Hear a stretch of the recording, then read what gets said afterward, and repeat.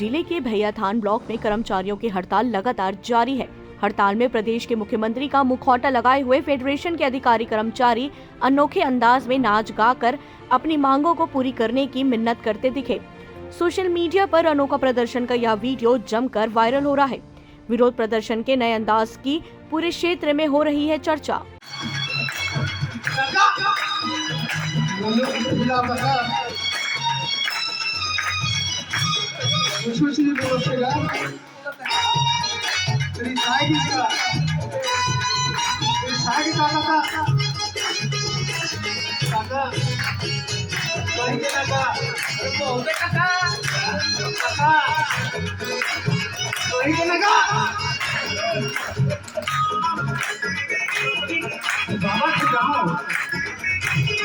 पहली वादा करे रे तय आज भुलाए आज बना दिए हमला दूसरे मलाए